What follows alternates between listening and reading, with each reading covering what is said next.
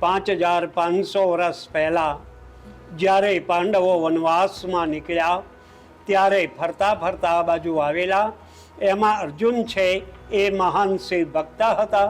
શંકરની પૂજા કર્યા બાદ જ ફલાહાર કરતા, નહીંતર આખો દિવસ ભૂખ્યા રહેતા. હવે આ બધું હેડંબાનું વન હતું, જય શંકરનું લિંગ નહીં. જ્યાં સુધી અર્જુનજી પૂજા ન કરે ત્યાં સુધી એકેય ભાઈ જમે નહીં. સાથે ભીમભાઈ હતા, ખૂબ ભૂખાળ. 2-3 દિવસના ઉપવાસ થયા. ભીમભાઈને ખૂબ ભૂખ લાગી કે હવે કંઈક યુક્તિ કરું તો મને જમવા મળે. આ માટે એમણે બધા ભાઈઓને બાજુમાં લીલકા નદી છે ત્યાં બેસાડ્યા અને ભીમભાઈ આ વરખડાના ઝાડ નીચે આવી એક પથ્થર રૂપે અહીંયા શિવલિંગ મૂકી એના ઉપર ફૂલ બિલ્લીપત્ર જળ ચડાવી પૂજા જેવો દેખાવ કરી અર્જુનજીને કે ચાલો ભાઈ મેં શંકર ગોત્યા છે. અર્જુનજીમાં શ્રદ્ધા, વિશ્વાસ ને ભક્તિ હતી. અહીંયા આવી પૂજા કરી, માની લીધું કે મારી પૂજા શંકર ભગવાને સ્વીકારી છે. ત્યારબાદ બધા ભાઈઓએ ફરાળ કર્યું, જમ્યા. એટલે ભીમ હસવા લાગ્યો કે ભાઈ અહીંયા શિવલિંગ કેવું, તારી ભક્તિ ખોટી છે, તું અમને ખોટા ભૂખે મારે છે. તો અર્જુનજી કહે છે કે નહીં ભાઈ, મારો આત્મા કહે છે કે મારી પૂજા શંકર ભગવાને સ્વીકારી છે. તારે ભીમભાઈ કહે છે કે તો ચાલ જોવા. અહીંયા આવી ભીમે પથ્થર ઊંચો કર્યો, ન થયો.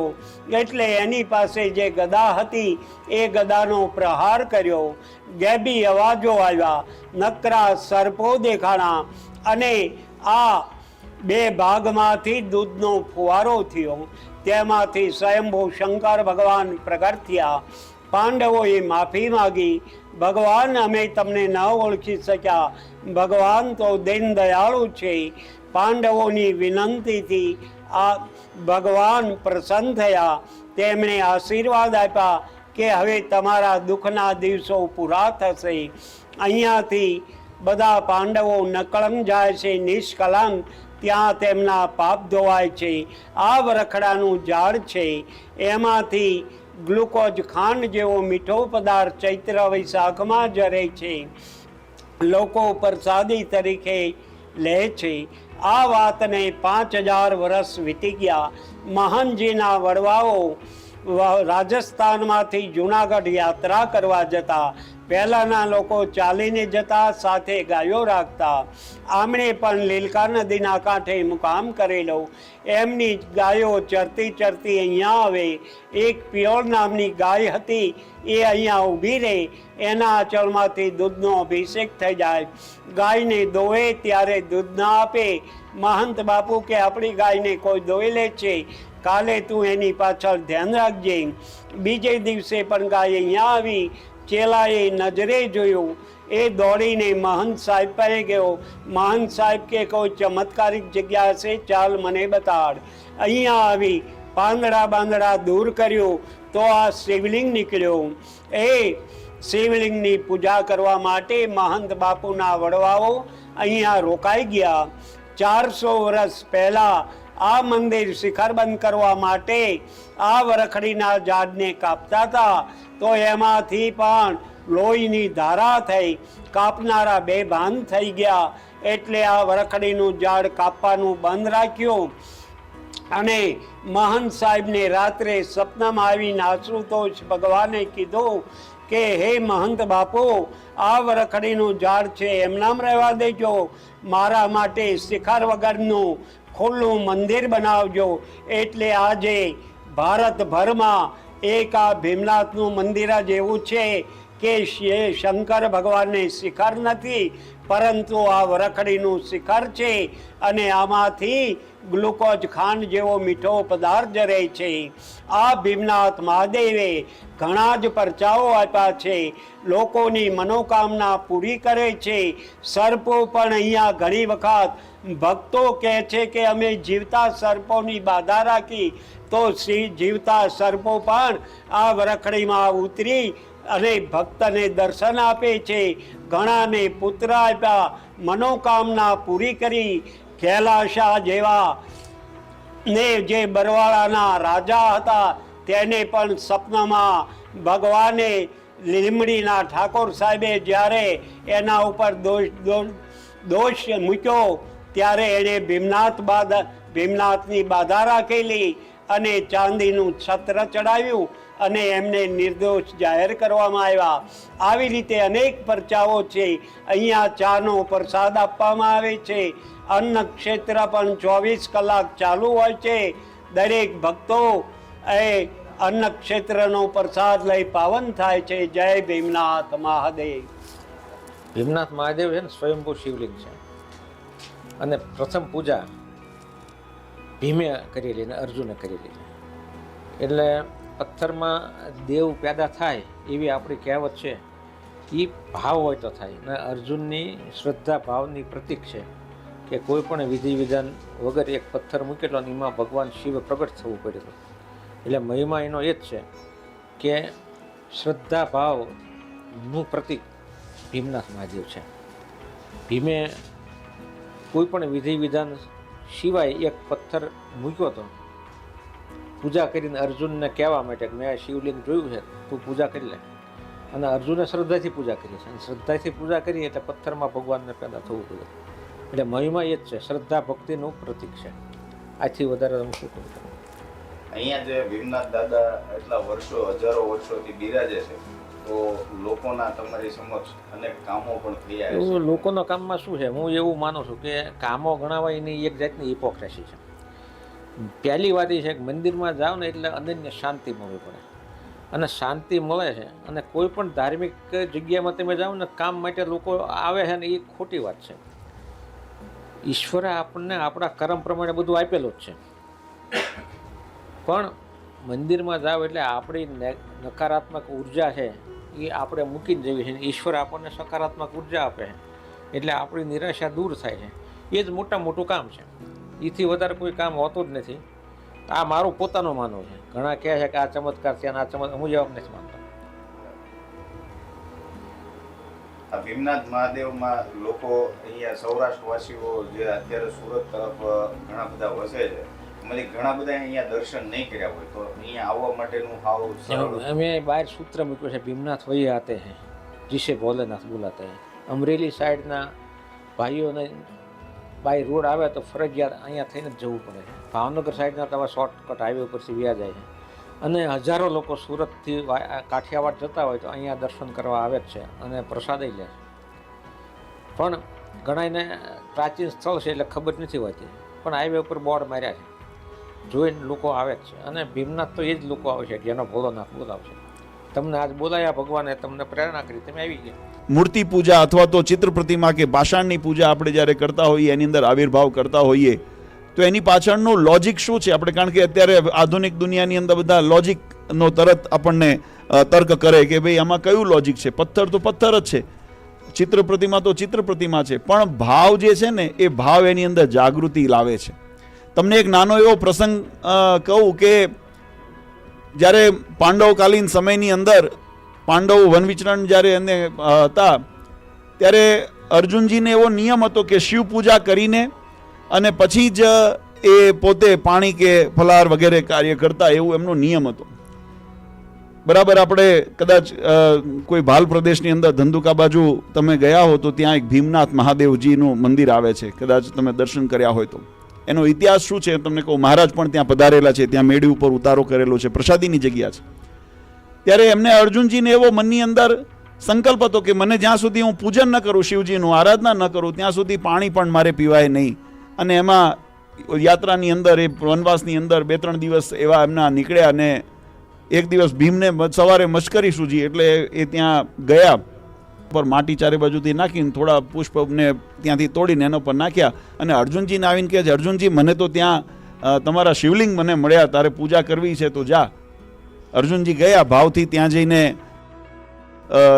શું કહેવાય ત્યાં એ શિવલિંગ એનું દર્શન થયા અને એના ઉપર એમને અભિષેક વગેરે જે પણ પૂજા વિધિ એના ઉપર કર્યો. પછી એનું અટહાસ્ય કર્યું. ભીમે પોતે જ બતાવ્યું, પોતે પછી મશ્કરી કરી કે તમે તો એવા અંધ થઈ ગયા છો, તમને એટલો પણ ભાન ન રહ્યું કે આની અંદર આ લોટો છે, આ તો મેં જ ઊંધું કરીને અહીંયા આગળ વાવ્યું છે. અર્જુનજી કે નહીં, તમે ભલે મોટા ભાઈ તમે જે કહેતા હોય, પણ મને તો ભગવાન શિવના ત્યાં દર્શન થયા છે ને મેં તો શિવની પૂજા કરી છે. ભીમે કીધું હાલો તમને પરીક્ષા કરાવું ને ત્યાં પોતે આવ્યા છે ને પોતાની પાસે રહેલું જે ખડક એ ખડકથી લઈને એને તોડવા પ્રયત્ન કર્યો છે. તમે આજે પણ જુઓ તો એ ભીમનાથ મહાદેવનું જે લિંગ છે શિવલિંગ એના ઉપર એક કાપ એના ઉપર રહેલો છે. ત્યારે એ ભીમને પ્રતીતિ થઈ કે ના આ શ્રદ્ધા છે ને એને આ માટીની અંદર પણ એ ભગવાનની આવિર્ભાવ કર્યો છે. આ શ્રદ્ધાની તાકાત રહેલી છે. પધારી ભક્તોને જય સ્વામિનારાયણ, જય ભોલેનાથ. આપણે ભાલ પ્રદેશ તીર્થ દર્શન યાત્રામાં આજે મહાન પ્રસાદીભૂત ભીમનાથ મહાદેવને આંગણે પધાર્યા છીએ. અહીંયા પ્રાચીન શિવ ભગવાનનું મંદિર છે. 5,500 વર્ષ પહેલાં સ્વયં મહાદેવજી અહીંયા પ્રગટ થયા હતા.